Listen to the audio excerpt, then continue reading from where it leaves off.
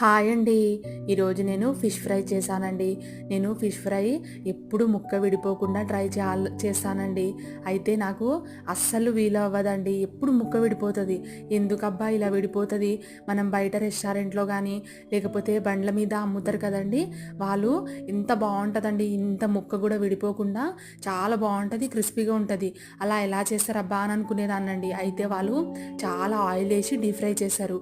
అలా కాకుండా తక్కువ ఆయిల్లోనే ముక్క విడిపోకుండా చేయాలి అనుకున్నానండి.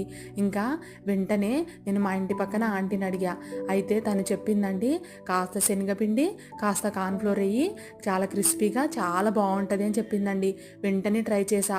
చాలా పర్ఫెక్ట్గా కుదిరిందండి. చాలా బాగా వచ్చింది క్రిస్పీగా. అస్సలు ముక్క ఇంత కూడా విడిపోదండి. కావాలంటే మీరు వీడియోలో చూడండి, అసలు ఇంత కూడా అంటుకోలేదండి.